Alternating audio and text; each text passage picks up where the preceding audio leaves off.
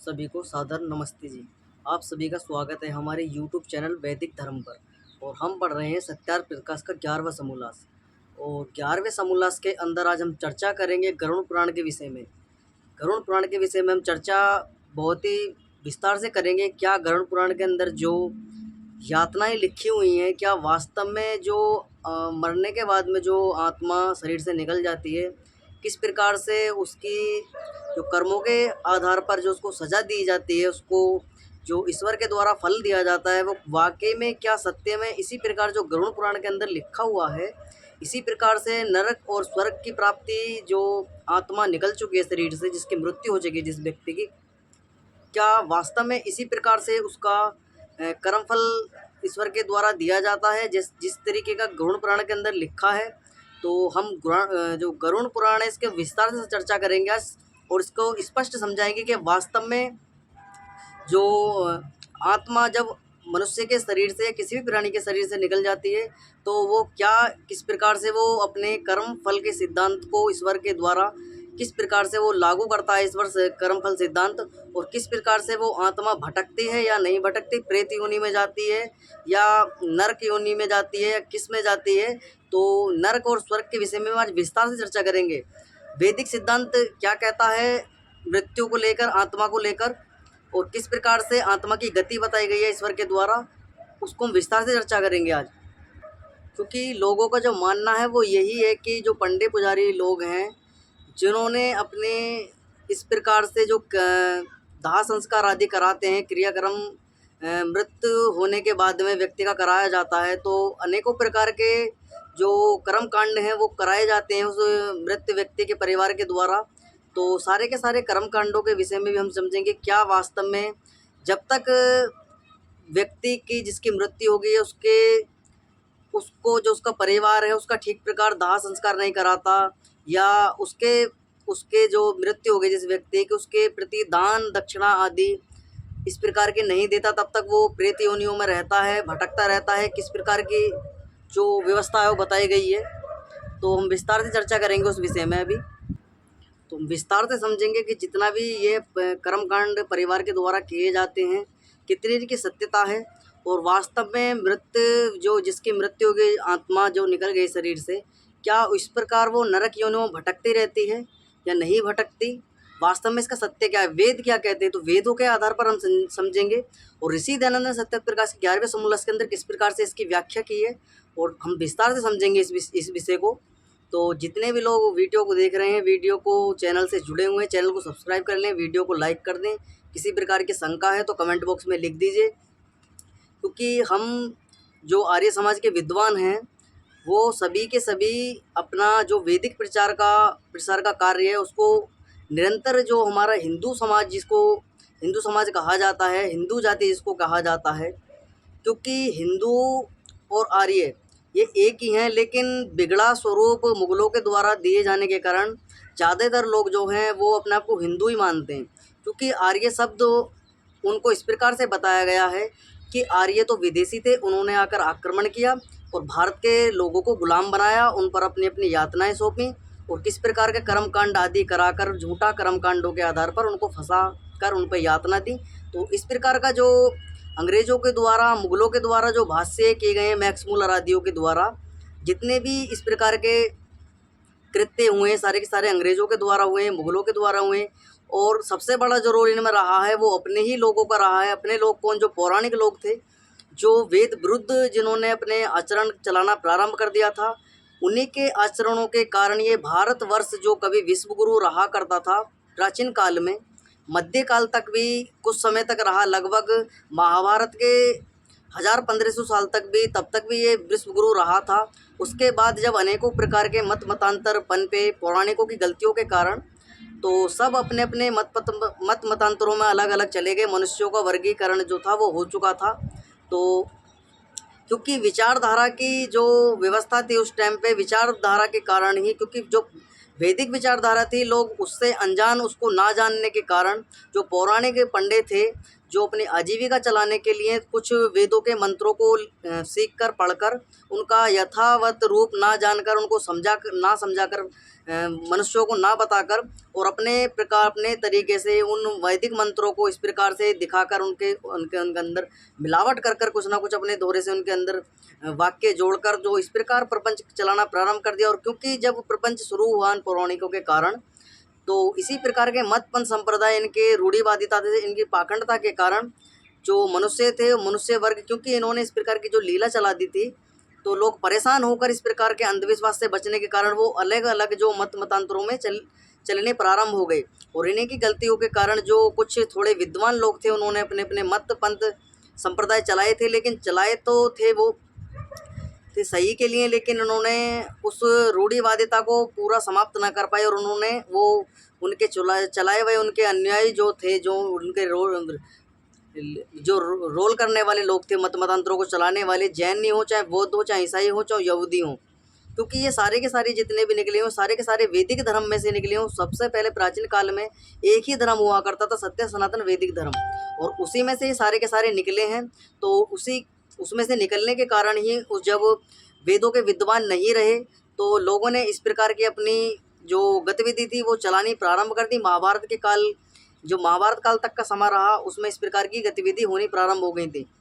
तो हम विस्तार से अपने विषय पे आते हैं। विषय हमारा किस प्रकार का है, उस पर चर्चा करेंगे। गरुड़ पुराण के विषय में क्या लिखा हुआ है, काफ़ी लंबी चर्चा हो जाएगी अगर इस विषय को अगर दूसरे विषय पर समझाना चाहूँगा, क्योंकि हम मेन जो आज का हमारा मुद्दा है वो है गरुड़ पुराण को लेकर। क्या वास्तव में गरुड़ पुराण के अंदर जो इस प्रकार का लिखा हुआ है, जो गरम तेल में तला जाता है, व्यक्ति को पकोड़े बनाए जाते हैं, उसका सांप आदि योनियों से जो सांप आदि जितने भी इस प्रकार की यातनाएं गरुड़ पुराण के अंदर लिखी है, सांप आदि काटते हैं, बड़े बड़े कड़ाहों में तला जाता है, उनको इस प्रकार से यातनाएं दी जाती हैं नरक में ले जाकर। तो यम के द्वारा, यम जो किसको कहा गया है, यम वास्तव में किसको कहा गया है, क्या वास्तव में जो यम के गण हैं, वो यम के गण जितनी भी प्राणियों की मृत्यु होती है संसार भर में, क्या वो सभी के सभी जो एक ही यम के गण हैं या बहुत सारे यम के गण हैं? अगर बहुत सारे यम के गण हैं और या एक ही गण हैं, जो ऋषि दयानंद बताते हैं, और वेदों के अंदर तो इस प्रकार का कोई भी जो इस तरह की बातें मृत्यु को लेकर या जीव आत्मा से रिलेटेड कुछ भी वो लिखी हुई नहीं है, क्योंकि इस प्रकार के जो गरुड़ पुराण के अंदर बातें लिखी हुई हैं सारी के सारी के नरक योनि में जाती है। और वैदिक सिद्धांत आत्मा को किस प्रकार से देखता है, तो लोगों का मानना यही है कि नरक योनियों में जाती है। नरक योनियाँ वो उनके प्रकार किस प्रकार की नरक यातनाएं हैं, और वैदिक सिद्धांतों के आधार पर कौन सी नरक योनियाँ हैं, उनके भी विषय में विस्तार से चर्चा करेंगे। क्योंकि दृष्टांत बहुत ही महत्वपूर्ण है, इसको समझना बहुत ही अनिवार्य है। जब तक मनुष्य अगर इस सिद्धांत को नहीं समझ लेता, क्योंकि ये सबसे बड़ा रहस्य बना हुआ है लोगों के मस्तिष्क के अंदर, कि मृत्यु के बाद जो है लोग जो है यम की यातनाओं को भोगते हैं, और यम अपने प्रकार से अपने तरीके से उनको अनेकों प्रकार की यातनाओं उनको भुगवाता है, कड़ाह में तलवाता है। इस प्रकार के जो यातनाएं गरुड़ पुराण के अंदर लिखी हैं, सैकड़ों यातनाएं लिखी हैं, जल में डुबा के मारना और गरम तेल में तलना, भूनना, जलाना, आग में डाल देना, कोड़ों से पीटना, इस प्रकार की यातनाएं लिखी हुई हैं। तो क्या वास्तव में इस प्रकार की यातना दी जाती हैं या नहीं दी जाती, विस्तार से हम चर्चा करेंगे। तो वीडियो को पूरा देखें, वीडियो को, क्योंकि वीडियो थोड़ा लंबा हो सकता है। अगर आपको विस्तार में समझना है तो आपको वीडियो को ध्यानपूर्वक सुनना पड़ेगा, समझना पड़ेगा, विचार विमर्श तब आप इस पर कीजिएगा। तो किस प्रकार की सत्यता ऋषि दयानंद ने अपने सत्यार्थ प्रकाश के 11वें समोल्लास के अंदर लिखी है, और हम विस्तार से चर्चा करेंगे। तो गरुड़ पुराण के अंदर जो लिखा हुआ है, ऋषि दयानंद से पौराणिक लोग प्रसन्न कर रहे हैं कि क्या गरुड़ पुराण की बातें, गरुड़ पुराण के अंदर जो स्वर्ग आदि नरक आदि की जो विषय में लिखा हुआ है, क्या वास्तव में वो सत्य है या असत्य है। तो ऋषि दयानंद उत्तर देते हैं, गरुड़ पुराण के अनुसार स्वर्ग और नरक जो लिखा हुआ है वो अन्यथा झूठा है, उस प्रकार का स्वर्ग नरक नहीं होता है। तो ऋषि दयानंद बताते हैं वेदों के आधार पर किस प्रकार का स्वर्ग और नरक किसको कहा गया है। ठीक प्रकार से आज आपको मैं इस प्रकार समझा दूंगा। आप कम पढ़े लिखे भी हैं, ज़्यादा पढ़े लिखे भी हैं, कितने भी आप पढ़े लिखे हैं, आपको इस प्रकार समझाऊंगा कि आपके दिमाग में, मस्तिष्क में इस प्रकार स्वर्ग नरक जो है इस प्रकार आप समझ जाएंगे कि आपको किसी की कोई इस प्रकार का आपसे समझने का प्रयास आपको नहीं करना पड़ेगा दोबारा। तो ऋषि धन से ये उत्तर कहते हैं, ये प्रसन्न करते हैं, क्या वास्तव में जब मृत्यु हो जाती है किसी भी प्राणी की तो वास्तव में आत्मा जो है वो कहाँ जाती है, किस प्रकार से उसकी गति होती है। तो ऋषि धन बता रहे हैं कि जैसे उसके कर्म होते हैं, भाई मान लिया किसी भी व्यक्ति ने किसी भी जैसे अच्छे कर्म करे तो अच्छी उसकी गति होगी, अच्छा उसको जन्म मिलेगा। तो इसी प्रकार अगर उसने बुरे कर्म करे हैं तो बुरी योनियों में जाएगा, बुरा फल मिलेगा, नरक आदि योनियों को प्राप्त होगा। तो किस प्रकार से एक दोबारा ये प्रसन्न करते हैं कि क्या वास्तव में जो मृत्यु हो जाती है आत्मा की, जो मृत्यु जब उस शरीर की मृत्यु हो जाती है, आत्मा उसमें से निकल जाती है, तो वास्तव में क्या आत्मा भटकती है। जैसे कि विधान है कि 10वें 11वें दिन 13वें होती है, लोग 13वीं आदि का जो चला रखा है कि 13वें दिन उसकी मुक्त होता है आत्मा, 13 दिन तक इधर उधर भटकता रहता है। तो इस प्रकार से ऋषि दंड बताएंगे सत्यार प्रकाश के 11वें समोल्लास के अंदर किस प्रकार से लिखा हुआ है और वैदिक सिद्धांत क्या कहता है, क्या वास्तव में आत्मा भटकती है या नहीं भटकती, और भटकती है तो किसी को अंदर वो आ जाती है। इस प्रकार की भी धारणा बनी हुई है कि अगर उसको अंतिम संस्कार ठीक से ना कराया जाए, दान दक्षिणा आदि नहीं दी जाए और ठीक प्रकार से उसके परिवारजनों के द्वारा उसका जो इस प्रकार के कर्मकांड है वो नहीं किए जाते तो आत्मा इधर उधर भटकती रहती है। तो यह कह रहे हैं कि प्रसन्न कर रहे हैं पौराणिक लोग, जो यमराज राजा चित्रगुप्त मंत्री उसके बड़े भयंकर गण और पर्वत के समान तुल्य शरीर वाले जीव को पकड़ कर ले जाते हैं। तो जो लोग ये मानते हैं कि जो यमराज है, यमराज के गण आते हैं और वो सबको ले जाते हैं, मारते पीटते हैं। जब व्यक्ति की मृत्यु का निकट समय आता है तो व्यक्ति अपनी मृत्यु को निकट देखकर वो डरता है, भयभीत होता है, चिल्लाता है और इस प्रकार के करता है कि बड़े बड़े मुझे राक्षस टाइप के दिख रहे हैं और उनको काले काले भैंसे पे बैठ कर आ रहे हैं। उस प्रकार का कहता है कि वो भैंस आदि जो पशु हैं उस पर बैठ कर आ रहे हैं, लंबे लंबे उनके सींग आदि हैं और बिल्कुल काले काले हैं और कह रहे हैं चलो चलो चलो। इस प्रकार की भी ये पुराणों के अंदर लिखी हुई है, गरुड़ पुराण के अंदर के काले भैंसे पर बैठ के आता है। चित्रगुप्त इस प्रकार के एक हुंडी टाइप होती है, उसके अंदर देखता है कि इसने पाप करे हैं, पुण्य कितने करे हैं। और जो यमराज होता है वो उसका लीडर, जो यमपुरी का राजा है, जो दक्षिण में यमपुरी बताई गई है कि यमपुरी जो है यमराज का जो स्थान है वो दक्षिण में है। तो क्या यमराज के गण, यमराज एक ही है या यमराज के गण भी दो ही हैं, और जिस संसार भर में मृत्यु होती है क्या वो एक एक करके बार बार आते लेने के लिए आते रहते हैं या बहुत सारे हैं। और जब इतने बड़े बड़े उनके शरीर हैं तो पर्वत के समान शरीर उनके बताए गए हैं, तो पर्वत के समान शरीर हैं तो वो दिखाई क्यों नहीं देते। ऋषि धन पौराणिक लोगों से सवाल कर रहे हैं कि पौराणिक लोगों, आप जब ये कहते हैं कि ऋषि जो यम के गण हैं, वो यम के गण इतने विशालकाय शरीर वाले हैं तो वो दिखाई क्यों नहीं देते। तो यह कहते हैं कि वो सूक्ष्म है जी, वो दिखाई नहीं देते आँखों से। तो उसका भी जवाब ऋषि दंड बताते हैं कि किस प्रकार से वो सूक्ष्म है तो दिखाई क्यों नहीं देते। तो इनका प्रश्न सुन लीजिए कि किस प्रकार पाप पुण्य के अनुसार नरक स्वर्ग में डालते हैं, उसके लिए दान पुण्य श्राद्ध तर्पण गोदान आदि वैतरणी नदी तरने के लिए करते हैं। ये सब बातें झूठी क्यों कर हो सकती हैं। तो ये कह रहे हैं कि जो जिस व्यक्ति की मृत्यु होगी उसके परिवार के द्वारा श्राद्ध आदि किए जाते हैं, पुण्य कर्म किए जाते हैं वैतरणी नदी के तरवाने के लिए, क्योंकि स्वर्ग में जाने के लिए एक नदी पड़ती है, उस नदी को पार करने के लिए आपको गोदान आदि देने पड़ते हैं।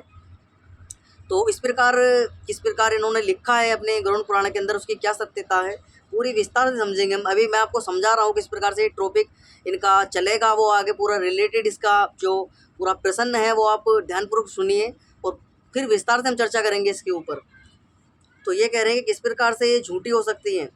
तो ऋषि दयानंद जवाब दे रहे हैं इनका, ये बातें पोपीला गपोड़े जो अन्यत्र के जीव जहाँ वहाँ जाते हैं उनका धर्मराज चित्रगुप्त आदि अन्याय करते हैं तो वे यमलोक के जीव।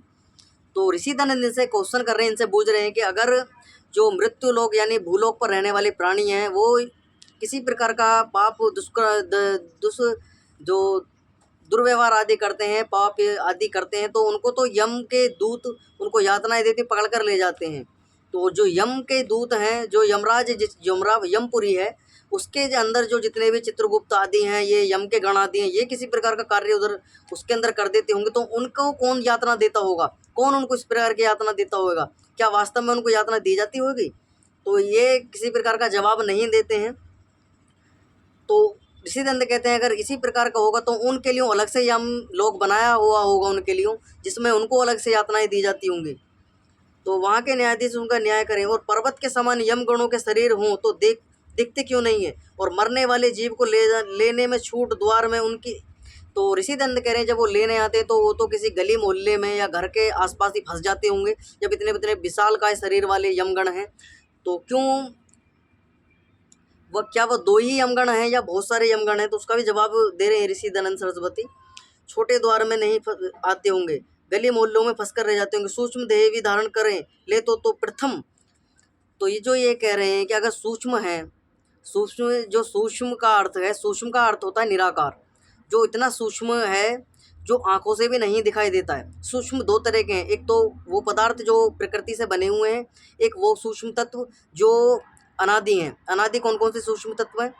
जो आत्मा है और परमपिता परमात्मा है, ईश्वर और जीवात्मा, यानी कि आत्मा और परमपिता परमात्मा। यह सूक्ष्म पदार्थ भी एक टाइप समझ सकते हैं आप, लेकिन सूक्ष्म है।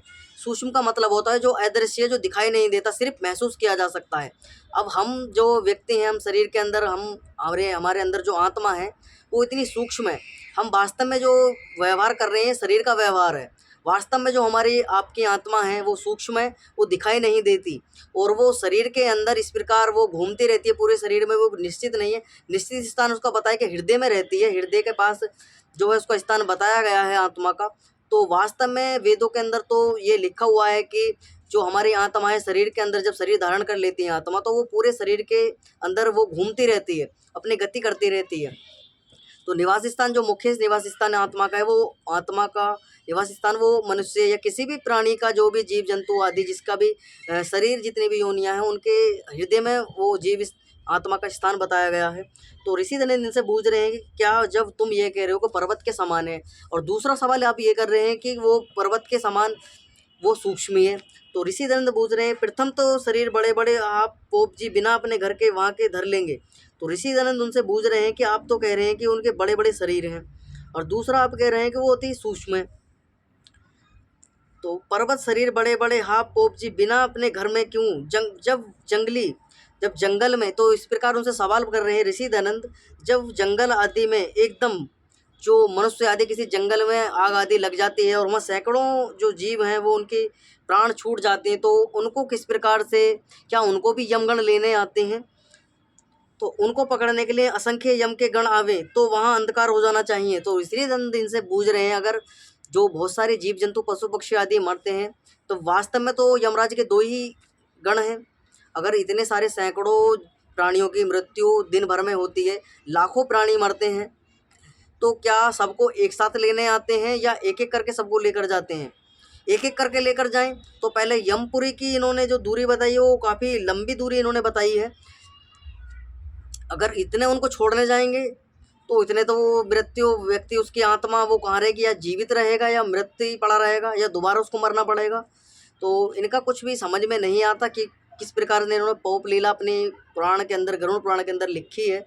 तो ऋषि दयानंद स्पष्ट इनसे सवाल जवाब कर रहे हैं, तो ये किसी प्रकार का सवाल जवाब नहीं देते, और हम विस्तार से समझाएंगे कि नरक क्या है, स्वर्ग क्या है, आत्मा भटकती है या नहीं भटकती, उसको किस प्रकार से जन्म मिलता है नहीं मिलता है, किसी प्रकार सारा का सारा समाधान इस वीडियो के अंदर आज आपको मैं इस विस्तार से कर दूंगा। आगे पढ़ते हैं किस प्रकार से इन्होंने लिखा है। आपस में जीवों को पकड़ने दौड़े तब कहीं ना कहीं उनके शरीर ठोकर खा जाएं।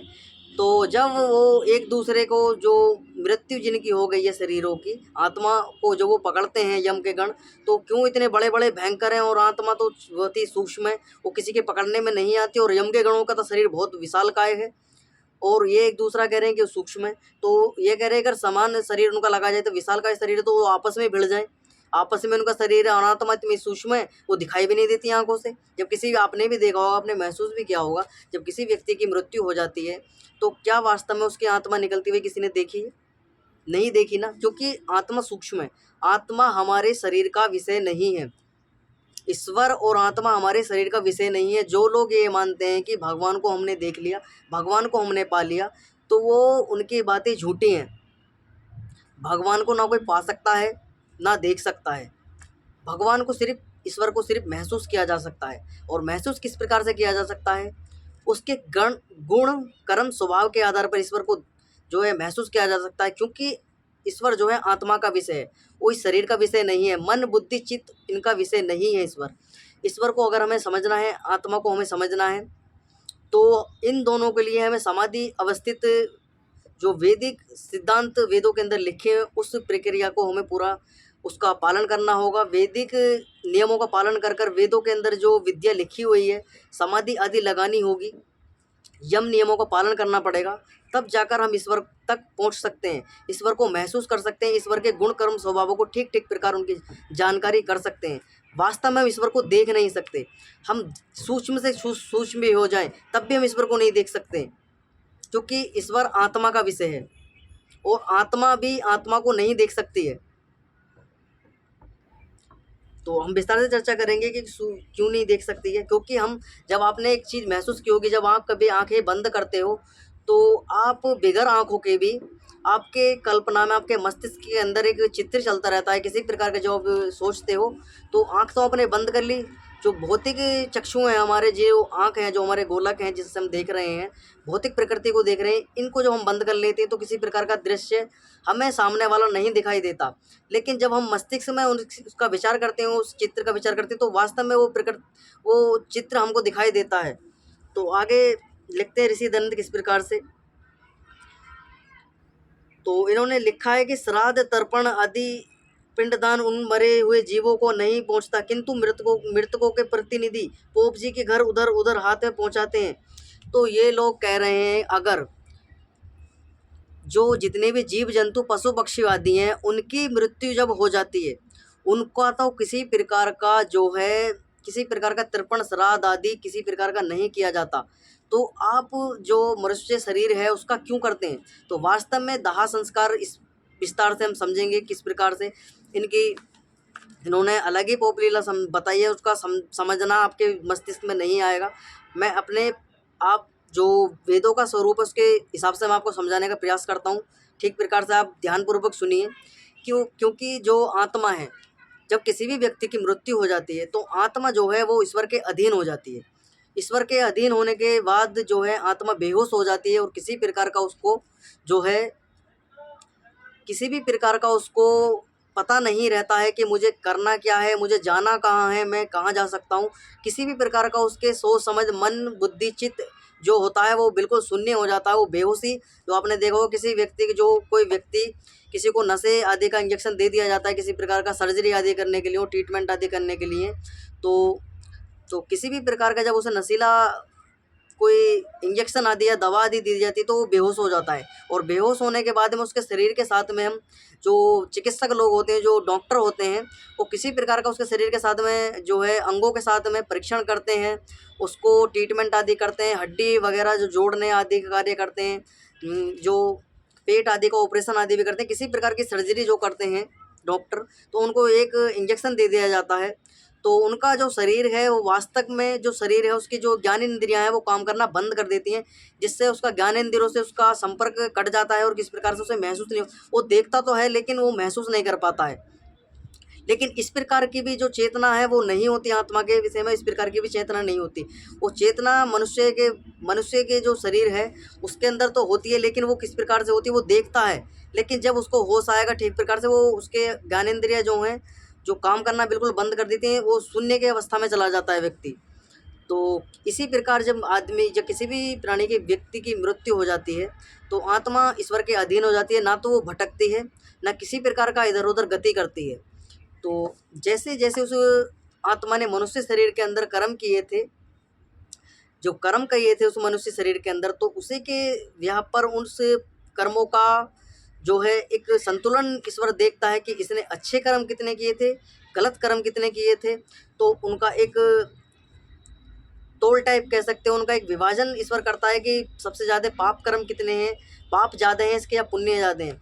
उसके आधार पर उसकी योनियों का ठीक प्रकार से सात्विक उसके कर्म रहे होंगे, राजसिक कर्म रहे हैं या तामसिक कर्म रही हैं, इस प्रकार के कर्म करता है जीवात्मा मनुष्य शरीर के अंदर, तो उसी के बिहाफ पर जो है उसके शरीर का योनियों का चयन ईश्वर करता है। तो किसी भी प्रकार का ये दिमाग में से आप निकाल दीजिए कि आत्मा भटकती रहती है और 10वें 13वें दिन जो उसकी मुक्ति होती है और वो अपने शरीर जो जो उसको दाह संस्कार आदि करता है वो 13वें दिन जाके शुद्ध होता है। वो इस प्रकार के कर्म कांड उससे करवाते हैं। हाँ, जिस परिवार के अंदर मृत्यु हो जाए तो उसको निरंतर, जिस दिन उसकी मृत्यु हुई है उसी दिन से लेकर 10-11 दिन तक हमें अपने, जब तक भी तुम्हारी व्यवस्था बनी, अपना डेली हमें ये हवन आदि करना चाहिए अपने घर परिवार के अंदर, जिससे जो दूषित वायु उस मृत शरीर का उस व्यक्ति का था वो निकल जाए। और आप भी जो आप शोकाकुल जो परिवार हो जाता है उसको जो अपने उस वैराग्य से छूटने के लिए, जिसके प्रति वैराग्य हो गया था उस मनुष्य के प्रति, उससे निकलने के लिए, क्योंकि मृत्यु जिसकी हो गई है उसकी आत्मा तो ईश्वर के अनुसार अपनी कर्म फल के सिद्धांत पर अब अलग अलग योनियों को प्राप्त हो चुकी है, जैसे उसके कर्म होंगे। तो लेकिन जो परिवार होता है वो शोकाकुल डूब जाता है। तो इसी से निकलने के लिए लोगों से जो वेदों के अंदर सिद्धांत दिए गए हैं वो यही हैं कि 8वें 9वें 10वें दिन तक आप रेगुलर प्रतिदिन यज्ञ कीजिए और 10वें 11वें दिन तक आप यज्ञ हवन कर कर जो भी आपके यहाँ पर आने वाले व्यक्ति हैं उनको बुलाइए कि भाई हम अब जो हो गया सो हो गया, अब तो जो जाने वाला था वो तो चला गया, लेकिन अब हम अपने धंधा व्यापार अपने परिवार आदि की आजीविका आदि चलाने के लिए प्रिया अपना कार्य आदि में अपना जो है अपना समय अब लगाएंगे। तो इस प्रकार के हम कब तक अब जिस जो जाना था जिसको वो तो चला गया, कब तक हम शोकाकुल अपने परिवार को रखेंगे। हमें अपने परिवार की पालन पोषण भी करना है, जीविका आदि भी चलानी है और सभी प्रकार के कार्य हमें समाज के अंदर देखने भी, अपने परिवार का दायित्व भी हमें निभाना है। तो इस प्रकार 10वें 11वें दिन तक लोगों को एक सामूहिक तय के कारण लोग इकट्ठे होते, तो ये प्रक्रिया तो ठीक लगती है कि 10वें 11वें दिन तक जो मनुष्य नहीं आ पाए थे दाह संस्कार के समय या किसी प्रकार की श्रद्धांजलि देने के लिए उस परिवार को, तो एक निश्चित समय कर लिया जाए उसके लिए, तो ये ठीक लगता है। लेकिन 13वें दिन आत्मा मुक्त होता है, उस पाप जो भटकता रहता, तो इस प्रकार की जो धारणा है वो गलत है। वेदों के अंदर इस प्रकार का कोई भी सिद्धांत नहीं है। तो हमने समझा किस प्रकार से वेदों के अंदर जो बातें लिखी हुई हैं वो कैसी हैं और किस प्रकार से गरुड़ पुराण के अंदर जो लिखा हुआ था। तो नरक और स्वर्ग के विषय में बता दूं, वास्तव में आप नरक स्वर्ग 1 मिनट में पता कर सकते हैं, जहां आप बैठे हो वहीं पता कर सकते हैं। तो पहले नरक के विषय में बतला देता हूँ मैं आपको, नरक क्या होता है। नरक के विषय में आप समझने का प्रयास कीजिए। तो नरक वास्तव में कोई ऐसी जगह स्थान नहीं है जहाँ पर लोग ये कहते हैं, गरुड़ पुराण के अंदर लिखा हो कि यम के गण आते हैं और वो ले जाते हैं। तो इस प्रकार की कपोल कल्पित घटनाएं गरुड़ पुराण के अंदर लिखी हुई, ये बातें सर्वथा झूठी हैं, किसी भी प्रकार का इनके अंदर सत्यता नहीं है। तो सत्यता क्या है। तो सत्यता ये है, जिस भी प्राणी की मृत्यु हो जाती है, प्राणी का मतलब ये नहीं है कि मनुष्य, प्राणी वो संपूर्ण प्राणी जगत जिसके अंदर चेतनता है, पशु पक्षी जीव जंतु कीट पतंग आदि जिनकी भी मृत्यु होती है, और जो मनुष्य से अलग शरीर योनियां हैं, जीव जंतु पशु पक्षी आदि, ये सारी की सारी भोग योनियां हैं। और भोग योनियां क्यों है ये, ये पहले इनका जन्म रहा था वो मनुष्य जन्म इनका रहा था। तो मनुष्य ने जन्म इनका रहा था, तो कुछ इनके ऐसे गलत कार्य इनके रहे, बहुत ही निंदित पाप कर्म इनके रहे, जिसके कारण ये ऐसी ऐसी अनेकों योनियां वृक्ष सर्प कीट पतंग पशु पक्षी गाती घोड़े बिल्ली गधा ऊंट आदि योनियों को प्राप्त होते हैं।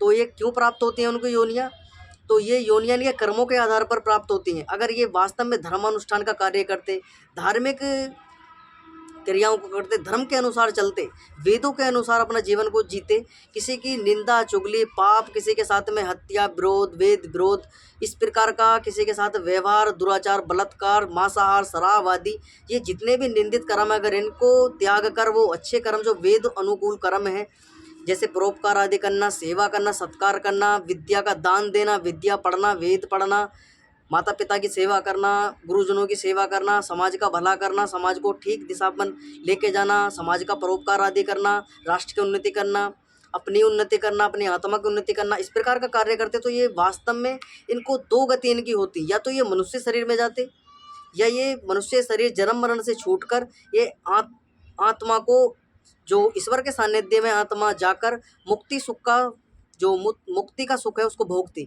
मुक्ति का सुख जो लोग ये कहते हैं ईसाइयों के अंदर, जैनियों के अंदर, बौद्धों के अंदर, मुसलमानों के अंदर तो ये मानना है कि हमारा जो हमारी जन्नत है, मरने के बाद हम जन्नत जाएंगे, तो ये जन्नत जो है, जन्नत वन्नत कुछ नहीं होती है।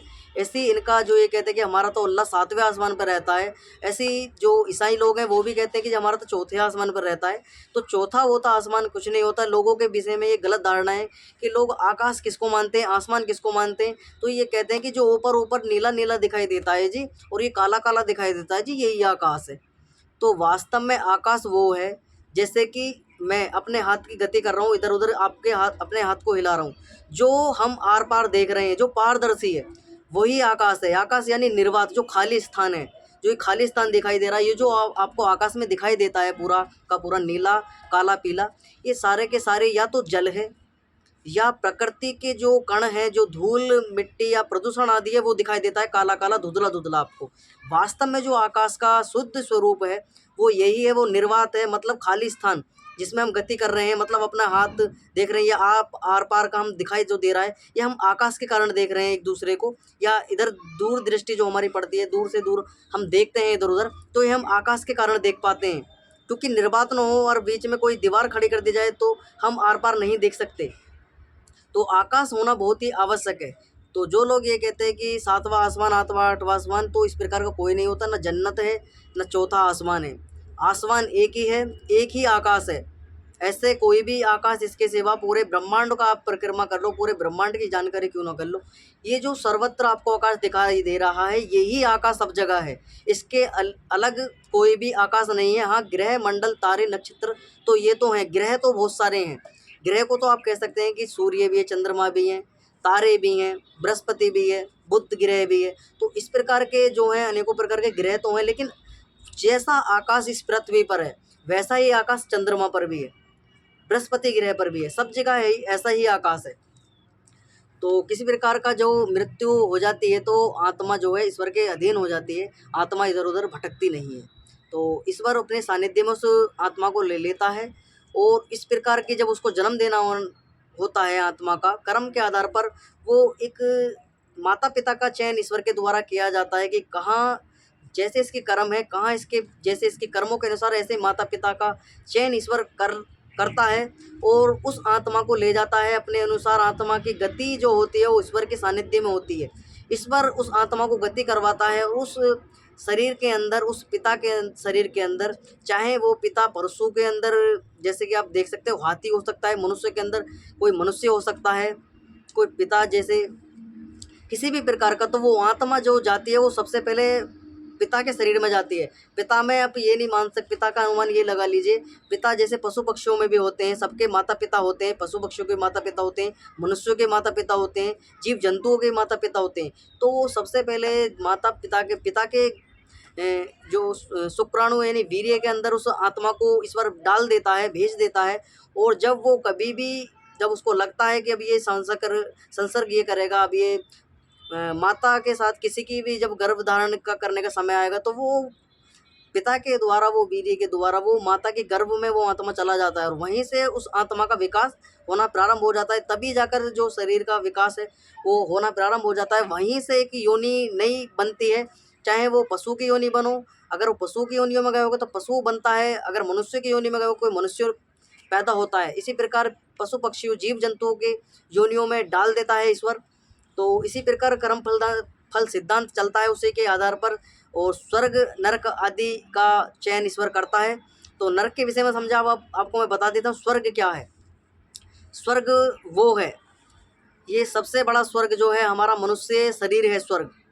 और इसके अंदर अगर किसी को किसी भी प्रकार की रोग नहीं है, निरोगी उसकी काया है, किसी प्रकार के उसके अंदर दुख नहीं है, शोक नहीं है, उसके माता पिता हैं, उसके भाई बहन हैं, उसके ताऊ चाचा हैं, उसके दादा दादी हैं, उसके पास में सारी सुखों की सामग्री है, नौकर चाकर हैं, हीरा जवाहरात धन आदि संपत्ति है, माता पिता हैं, पिता है, पुत्र है, उसकी पत्नी आज्ञाकारी, उसका पुत्र आज्ञाकारी है, उसके जो बालक हैं वो आज्ञाकारी हैं। तो जो मनुष्य शरीर है इसके अंदर ही स्वर्ग बताया गया है। वास्तव में स्वर्ग यही है, जो हम मनुष्य शरीर के अंदर हैं यही स्वर्ग है। और जो जितने भी ये कुत्ता बिल्ली गधे घोड़े हाथी जो देख रहे हैं, ये सारी की सारी नरक योनियाँ हैं। इन योनियों में ईश्वर के द्वारा भेज दिया जाता है। तो गरुड़ पुराण के अनुसार सांप कुत्ते बिल्ली जो बताए गए कि उनको इस प्रकार कड़ाहों में तला जाता है। क्योंकि अब एक बात आप चयन करिए, मृत्यु हो गई व्यक्ति की, उसके दाह संस्कार कर दिया, उसका शरीर तो यहीं पर नष्ट कर दिया गया, सारा का सारा जला के भस्म कर दिया गया अग्निहोत्र के द्वारा। तो अब इनसे ये पूछिए गरुड़ पुराण वालों से कि क्या वास्तव में वो यम के गण किसको लेकर गए थे? शरीर तो उसका यहीं पड़ा रह गया, किसको उन्होंने यातना दी? आत्मा सूक्ष्म है, आत्मा तो कोई ना। तो अब गीता का अंदर एक श्लोक है कि आत्मा को ना तो जल सुखा सकता है, आग नहीं जला सकती है, न वायु कहीं जो न वायु सुखा सकती है, न आग जला सकती है, न पानी भिगो सकता है। तो किसी भी प्रकार का जो है ये प्रकृति के द्वारा आत्मा पे किसी भी प्रकार का प्रभाव नहीं पड़ता है। वो कब तक नहीं पड़ता है? जब तक उसको कोई शरीर उसको धारण ना कर ले आत्मा, तब तक प्रकृति के नियम उस पर लागू नहीं होते। प्रकृति के नियम उस समय लागू होने प्रारंभ हो जाते हैं उस आत्मा के ऊपर जब वो किसी भी प्राणी का शरीर धारण कर लेती है आत्मा। तब उसके ऊपर सारी प्रक्रिया, वो जितने भी संसार के जो नियम है, प्रकृति का नियम है, वो लगना प्रारंभ हो जाता है। ईश्वर के सानिध्य में वो आत्मा आ जाती है, और आत्मा जब ईश्वर के सानिध्य में आ जाती है, ईश्वर के बनाए हुए संसार के अंदर प्रवेश कर जाती है, तो उसको पूरा का पूरा जीवन जो है, जीवन चक्र जो है, वो उसके प्रकृति के अनुसार वो अपना चलाना पड़ता है अपना। तो वास्तव में जो स्वर्ग है वो यही मनुष्य जीवन स्वर्ग है। इसको सुख में बनाइए, इसको दुष्कर्म दुष्प्रचार जो तुम्हारे अंदर गलत आदतें हैं, मांस खाने की, मदिरा पीने की, स्त्रियों के साथ व्यभिचार दुराचार करने की, लोगों को ठगने की, मूर्ख बनाने की, धोखा देने की, इस प्रकार की जो प्रवृत्ति आपके अंदर वो छोड़नी पड़ेगी आपको। तब जाकर आप स्वर्ग आदि जो योनियाँ उनको प्राप्त हो पाएंगे।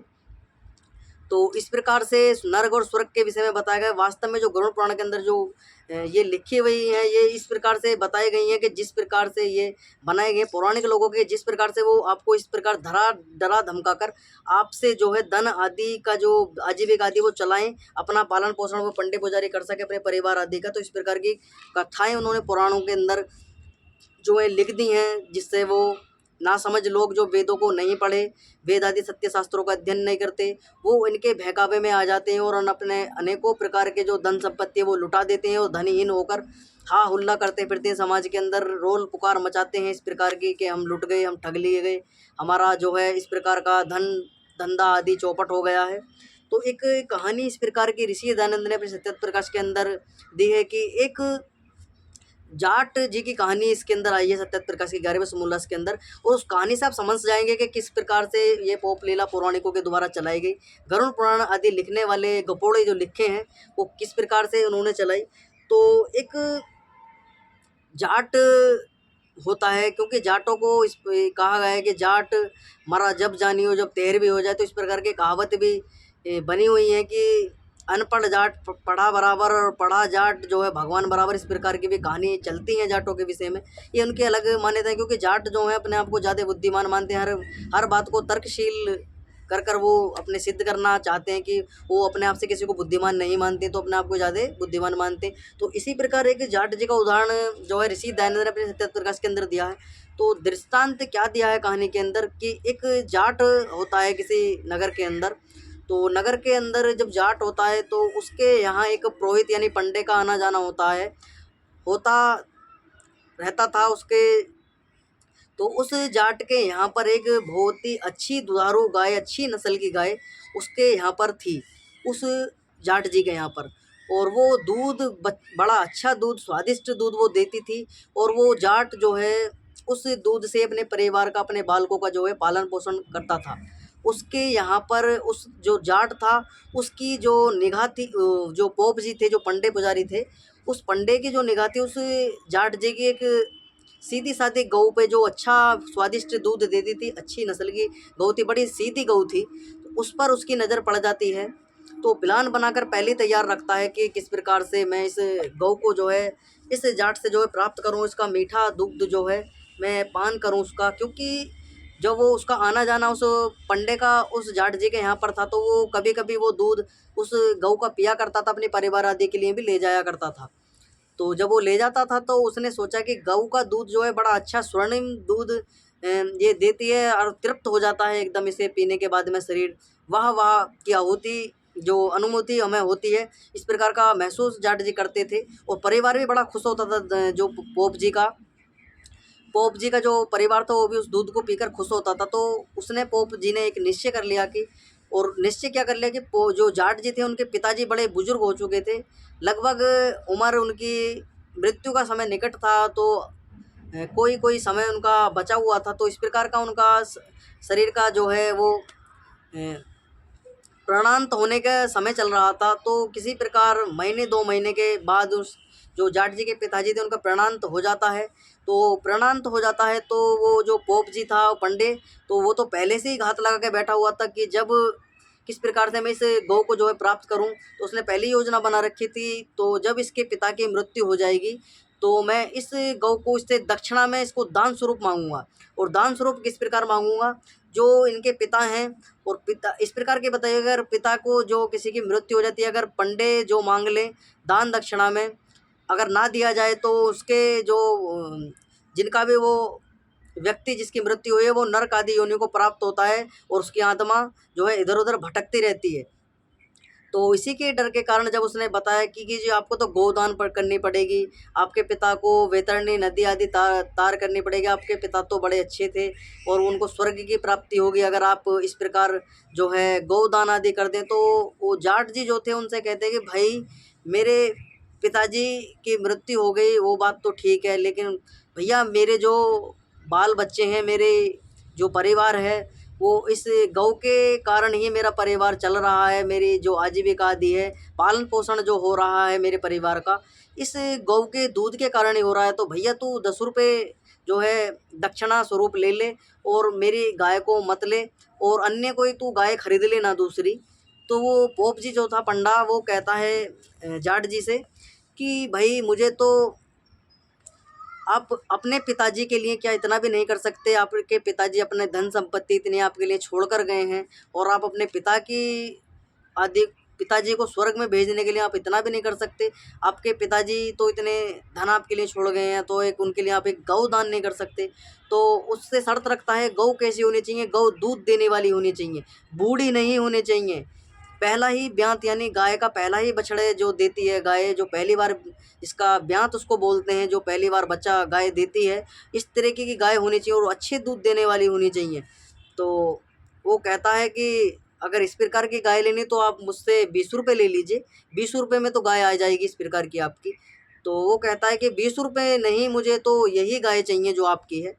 तो वो कहता है जाट भैया ये गाय तो मैं नहीं दूंगा तुझे। तो इस पूरा वार्तालाप उनका होता है तो रुष्ट रुष्ट हो जाता है कि आप अपने पिताजी को जो है स्वर्ग में नहीं भेजेंगे और आपके पिता की नरक में जो है वो बैतरणी नदी नहीं पार कर पाएंगे और आपके पिताजी तो नदी में डूब के वहीं मर जाएंगे और उनकी आत्मा भटकती रहेगी। तो इस प्रकार का वो डर जाता है और उसके जो परिवारजनों थे उनसे भी इस प्रकार की पूरी चर्चा को सुनते हैं कि किस प्रकार का बखेड़ा पोप जी और जाट जी के बीच में हो रहा है। तो सुनकर वो आ जाते हैं। तो वो कहते हैं कि वो पंडा जो है वो पुजारी उनको बताता है, पंडा जो था वो उनकी कि देखिए जी ये जाट जी जो हैं ये वहाँ से अपनी गाँव को दान नहीं कर रहे और पिताजी को स्वर्ग में हम भेजने का हमने पूरा जो है तैयारी कर ली है। तो ये उनको गति उनकी सदगति हो और स्वर्ग आदि को प्राप्त हो तो ये अपनी गाँव को दान करना। तो परिवार उनको गौ दान करने के लिए जाट जी को प्रेरित करता है कि दे दीजिए और गौ ले आएंगे दूसरी। तो वो गौ उनको दे दी जाती है जाट जी के द्वारा। जब गौ दे दी जाती है तो जो वो पंडा था वो गौ को अपने घर ले जाता है। पिताजी मरे पड़े हुए हैं वहीं पर, अंतिम संस्कार भी पिताजी का नहीं हुआ है, लेकिन पंडे ने किस प्रकार का प्रपंच चलाया, पहले आपको दान देना पड़ेगा तब आपको इनका अंतिम संस्कार करना, बाद में इनका अंतिम संस्कार होगा। पहले पंडा उस गऊ को लेता है उस जाट जी से और अपने घर बांध आता है, उस बछड़े को भी ले जाता है। और एक चीज़ और देखी विचित्र चीज़ की, जिस पात्र में वो दुग्ध जाट जी निकाला करते थे उस बटलो यानी बाल्टी को भी वो अपने घर साथ ले जाता है और गऊ को बांध कर 1-2 घंटे बाद वापस आता है कि अब चलिए अब अपने अंतिम संस्कार का इनका अपने पिताजी का जो है क्रियाक्रम का अपने तैयारी कीजिए। तो उनको ले जाकर इस प्रकार से शमशान आदि की तैयारी होती है। तो अंतिम संस्कार हो जाता है। तो इस प्रकार 10 गात्र एक विधि भी इनके अंदर बताई गई है कि 10 गात्र का मतलब ये है कि अनेकों प्रकार के जो अपने जो मृत्यु जिस परिवार की हो गई थी, जिस व्यक्ति की उस परिवार के अंदर जो उसको अग्नि दहा करता है, जो अग्नि देता है उस चिता को, उस मृत शरीर को अग्नि देता है, तो 10 दिन तक जो है उसे अनेकों प्रकार के नियम करने पड़ते हैं कि उसको नहाना पड़ेगा सुबह, गऊ आदि को लोई आदि देनी पड़ेगी, दक्षिणा आदि देनी पड़ेगी, दान आदि करना पड़ेगा। हाँ, जो है अनेकों प्रकार के मंत्र जाप आदि करने पड़ेंगे। तो पौराणिकों के द्वारा जो बताए गए थे, इस प्रकार का 10 गात्र 10 दिन 10 11 12 दिन तक चलता है। और 13वें दिन 13वीं करके लड्डू पूड़ी पकौड़ी खवाकर और 13वें दिन उस आत्मा को मुक्ति दे दी जाती है कि जी आप आपकी जो परिवार की आत्मा थी जिस व्यक्ति की, वो मुक्त हो गई है, अब स्वर्ग को प्राप्त हो गई है। सारा का धरा धन माल आदि लूट लिया जाता है 12-13 दिन के अंदर पंडित जी पुजारी के द्वारा। और अपने आजीविका आदि चलाने के कारण इस प्रकार परिवारों को मूर्ख बनाने का कार्य ये पंडित करते हैं। वास्तव में जो वेदों के अंदर विधि लिखी हुई है वो ये है, मृत्यु जब किसी व्यक्ति के परिवार के अंदर हो जाती है किसी की, तो उसके पूरे 16 का जो संस्कार है, अंतिम संस्कार जिसे कहा जाता है, अंतिम संस्कार का विषय में यह बताया गया है वेदों के अंदर। उस मृत शरीर को लीजिए और जितना उसका भार है, यानी कि डेड बॉडी जो मृत शरीर है जितना उसका भार है, मान लिया डेड बॉडी का भार 50 किलो है, 60 किलो है, उसी के बराबर जो डेड बॉडी है उसके 4 गुना ईंधन होना चाहिए। तो लगा सकते हैं आप 5 चौक 20, 1 कुंटल। अगर किसी डेड बॉडी का 50 किलो वेट है तो 1 कुंटल के जो आसपास उसका 2 कुंटल के आसपास जो उसका वजन बनता है, 2 कुंटल के आसपास ईंधन होना चाहिए। और ईंधन और इतनी ही वेट जो बॉडी का था उसके उसी के आधार पर इतना ही जो है घी होना चाहिए और उतना ही 50 किलो के आसपास सामग्री उस शरीर के वो दाह संस्कार करने के लिए होनी चाहिए। तो इतना सामग्री आदि व्यवस्था पूरी करनी चाहिए उस मृत शरीर के लिए। और उसको तब तक शमशान भूमि के अंदर उसको दाह संस्कार उसका पूरा, जब तक वो भस्म उसका शरीर ना हो जाए तब तक जो है सूक्ष्म जो हड्डी हैं वो बिल्कुल सूक्ष्म, जो सूक्ष्म हड्डी हमारे शरीर के अंदर होती है वो तब तक पूरी भस्म ना हो जाए। जो हार्ड बहुत ही जो ज़्यादा सॉलिड हड्डी जो होती है वो ही तब तक ना बचें, तब तक उस अग्नि और घी आहुति देती प्रति उसको देते रहने चाहिए जब तक वो पूरा भस्म हो जाए। और तब उसके बाद में जब वो पूरा भस्म जाए, जब ऐसा महसूस हो जाए तो अपने घर वापस लौटें। और लौटने के बाद जब वो अग्नि जो है जब वो ठंडी हो जाए तो उसमें से जो अस्थियां थीं उस मृत व्यक्ति की उन अस्थियों को निकाला जाए। तो उन अस्थियों को एक विधान बताया गया है। विधान इस प्रकार का है, लोगों ने तो पुराणों के अनुसार ये विधान बता रखा है कि जी हम तो पिताजी की अस्थियां को हरिद्वार के गंगा जी में स्नान जो है प्रवाहित करेंगे, गढ़ गंगा जी करेंगे, प्रयागराज जी लेके जाएंगे, ऋषिकेश लेके जाएंगे, इस प्रकार की धारणा बनी हुई है। तो ये जितने भी ये नदियों को दूषित करने का कार्य है उस प्रकार का वेदों के अंदर वर्जित है, क्योंकि वेदों के अंदर इस प्रकार के दाह संस्कार की प्रक्रिया नहीं है कि अस्थियों जो अंतिम संस्कार कर देगा। पंच तत्वों में वो शरीर विलीन हो गया है, जो पांचों तत्व थे अग्नि जल वायु पृथ्वी आकाश। तो इनमें जब शरीर तो अपने सूक्ष्म जो व्यवस्था थी उनमें चला गया। जब ठोस बचता है पृथ्वी का, वो हार्ड जो बचते हैं उनको इस प्रकार से बताया गया है कि आप एक गहरा गड्ढा खोदिए, उस गड्ढे के अंदर इतना गहरा गड्ढा होना चाहिए किसी से जीव जंतु उसको खोद ना पाएँ। तो उन अस्थियों को लीजिए, उस गड्ढे के अंदर दबा दीजिए। गड्ढा खोदने के बाद उसको दबाने के बाद उसके ऊपर एक वृक्ष लगा दीजिए, वृक्ष फलदार लगा दीजिए चाहे छाया वाला लगा दीजिए। तो इस प्रकार के बताया गया है। अंतिम संस्कार होने के बाद में किसी भी प्रकार का मृत्यु के बाद में दाह संस्कार होने के बाद में किसी भी व्यक्ति का शेष कर्मकांड, आत्मा का तर्पण, श्राद्ध, पत्ते इस प्रकार का नहीं बचता है। अगर आप दान देना चाहें तो आप अपनी श्रद्धा के अनुसार दे सकते हैं किसी को इस प्रकार का, लेकिन उस तक वो उस दान से उसका कोई मतलब नहीं है जिसकी मृत्यु हो गई है, क्योंकि दान उसका ही लगता है जो अपने हाथ से दिया जाता है, जो जिसको जो व्यक्ति था जिसकी मृत्यु हो गई है, अगर वो अपने हाथ से दान पुण्य करके जाता, अपने हाथ से कार्य करके जाता, तो ही उसको उस दान का जो फल है वो स्वर्ग आदि योनियों में प्राप्त होता। जब वो कभी मनुष्य शरीर का जन्म धारण करता तो ऐसे परिवार धनाढ्य परिवार के अंदर उसका जन्म होता, जहाँ पर वो सारे के सारे सुख सामग्रियाँ उसको उस परिवार के अंदर देखने को मिलती, उसको अच्छी जो है भूमि मिलती, खेती आदि किसान परिवार के अंदर जन्म लेता या किसी धनाढ्य व्यापारी के परिवार के जन्म लेता, जिसके पास में अनेकों प्रकार के स्वर्ण धातुआं हैं, रुपए हैं, पैसे हैं, धन है, दौलत है, अच्छा परिवार। इस प्रकार का जो सुख की सामग्रियां हैं वो स्वर्ग में जाने के बाद, मनुष्य जीवन को धारण करने के बाद, जन्म को धारण करने के बाद वो प्राप्त होती। तो इस प्रकार के बताया गया है। तो इस प्रकार से जो ये बताया गया ऋषि दयानंद के द्वारा। तो क्या किस प्रकार से हमने पूरा का पूरा विवरण समझा। तो जितने भी लोगों के बीच में गलत धारणा बनी हुई थी गरुड़ पुराण के अंदर ऐसा होता है, ऐसा कुछ नहीं होता है। आपको अपने कर्मों को सुधारना पड़ेगा। आपको अभी से निश्चय करना पड़ेगा कि आपको स्वर्ग में जाना है, नरक में जाना है। तो जितने भी आप अपने गली मोहल्ले पड़ोस आदि में जीव जंतु पशु पक्षी आदि देखते हैं, ये भी कभी हमारी आपके तरह मनुष्य थे। इनको समझाया गया था कि वेदों को पढ़ लो, वेदों का अध्ययन कर लो, अच्छे कार्य कर लो, अच्छे विद्वानों की संगति कर लो, सत्संग आदि में जाओ। सत्संग का मतलब ये नहीं कथावाचकों के पंडालों में जाकर बैठ जाओ और वहाँ नाच कूद गाना आदि सुनो। तो इस प्रकार का सत्संग नहीं होता है। सत्संग उसे कहा जाता है जहाँ पर सत्य बातें सुनने को मिलती हैं, सत्य आचरण धारण करने की बातें बताई जाती हैं। वेदों को विद्वानों के द्वारा अच्छे आचरण की शिक्षा दी जाती है, वेदों का ज्ञान दिया जाता है। आत्मा के उन्नति करने के जो प्रयत्न हैं वो बताए जाते हैं, प्रयास किस प्रकार करते हैं, समाज को किस प्रकार से सुचारू रूप व्यवस्था से चलाना है, समाज के प्रति किस प्रकार का व्यवहार हमारा होना चाहिए, परिवार के प्रति किस प्रकार का व्यवहार होना चाहिए, आत्मा के प्रति हम अपनी आत्मा का जो सद्गति है वो किस प्रकार से करें। इस प्रकार की जो विद्वानों की संगति है उसको वास्तव में करना चाहिए, यह सत्संग कहा गया है। लेकिन आप जब तक अपना आचरण नहीं सुधारेंगे तो इस प्रकार की जो नरक योनियाँ हैं, कुत्ते बिल्ली गधे घोड़े हाथी आदि, इन योनियों को आप प्राप्त होंगे और आप अनेकों प्रकार के जीव जंतु पशु पक्षी योनियों को प्राप्त होकर पेड़ पौधे वृक्ष आदियों को प्राप्त होंगे। जो दारू पीता है, मद पीता है, मद को ही दारू को ही मद कहा गया है। मांस भक्षण, अंडे आदि जितने भी ये निंदित भोजन है, तामसिक हैं, किसी की प्राणी का मांस आदि खाना, जब तक इस प्रकार के आप अपने कृत्यों को नहीं छोड़ेंगे तो अपना आपने अभी से आप अब अंदाज़ा लगा लिए कि आप किसी योनियों को प्राप्त होंगे, आप नरक को प्राप्त होंगे या स्वर्ग को प्राप्त होंगे। आप 1 मिनट में पता लगा सकते हैं कि आपकी गति किस प्रकार की होने वाली है। तो हमने विस्तार से समझा वेदों के आधार पर, क्योंकि वेद किसी मनुष्य का ज्ञान नहीं है। हम बार बार आर्य समाज के विद्वान ये आपसे कहते हैं, आपसे विनती करते हैं कि वेदों का ज्ञान किसी मनुष्य का ज्ञान नहीं है। ये जो ज्ञान है परमपिता परमात्मा ईश्वर का द्वारा दिया हुआ ज्ञान है।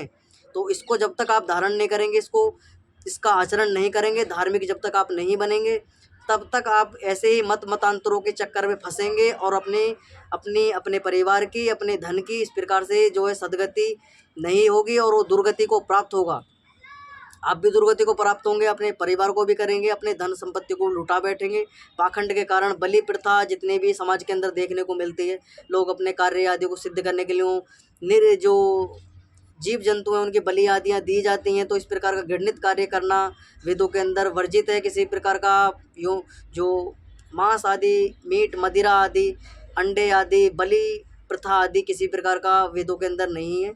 तो सात्विक कर्म है, आप सात्विक भोजन जो शाकाहार है उनको आप खाइए, साग सब्जी कंदमूल फल आदि खाइए, दूध आदि पीजिए, घी घृत आदि खाइए। तो इस प्रकार का जो सात्विक भोजन है उसको ग्रहण कीजिए। और अपने जब सात्विक भोजन आप ग्रहण करेंगे तो आपका वास्तव में जो आचार व्यवहार है, क्योंकि अन्न से ही मन बनता है और जैसा खाएंगे अन्न और वैसा बनेगा मन, और मन जैसा बनेगा वैसे ही विचार आपके मस्तिष्क में आने प्रारंभ हो जाएंगे। जब आप अन्न शुद्ध प्रकार का आप अन्न करेंगे, दुग्ध आदि पिएंगे, घृत आदि खाएंगे, साग सब्जियां आदि खाएंगे जो शाकाहार हैं, और इस प्रकार का जो आपका भोजन है, भोजन अच्छा प्रकार से जो आप करेंगे तो आपके आचरण भी व्यवहार भी वो आपको सुधरेगा और आपके मस्तिष्क में अच्छे अच्छे विचार आएंगे। आप विद्वान संगति आपके अंदर प्रवृत्ति आपके बनेगी, आत्मा जो है आप जन्म मरण से मुक्त भी होंगे। और जन्म मरण से मुक्त भी ना होकर आप अगर जन्म मरण में भी हैं तो आप स्वर्ग आदि योनियों को प्राप्त होंगे, मनुष्य योनि को प्राप्त होंगे। तो आज हमने विस्तार से चर्चा की इस विषय पर, क्योंकि गरुड़ पुराण के अंदर तो जो कहानियाँ लिखी हुई हैं कपोल कल्पित, वो सारी की सारी मनगढ़ंत कहानियाँ हैं। वो लोगों को डराकर धमकाकर उनसे धन आदि हटने के लिए बताई गई हैं। वास्तव में आपको नर्क स्वर्ग देखना है तो 1 मिनट में आप पता कर सकते हैं चुटकियों में। वो कैसे पता कर सकते हैं? अपने आस पड़ोस में गली मोहल्ले में देख लीजिए, कुत्ते जो बिल्ली घूम रहे हैं ना, वो सारे के सारे वो यही थे जिनको वेद आदि शास्त्रों को पढ़ने के लिए, अच्छे आचरण करने के लिए उनको मनुष्य शरीर मिला था, लेकिन नहीं करा। और अब किस प्रकार से बिष्टा आदि खाते हैं, गली मोहल्ले में नाली आदियों में मुँह देते हैं और गंदगी आदि खाने के लिए विवश हैं। तो अगर आपको इन दुर्गुणी योनियों से बचना है, नरक योनियों से बचना है, तो अपने आचरण को, व्यवहार को शुद्ध करना पड़ेगा। तो जितने भी लोग वीडियो को देख रहे हैं, वीडियो को लाइक कर दीजिए, चैनल को सब्सक्राइब कर लीजिए। किसी प्रकार की शंका है तो कमेंट बॉक्स में लिख दीजिए। तो आज की कक्षा को हम यहीं विराम करेंगे। ओम शम सादर सभी को नमस्ते जी।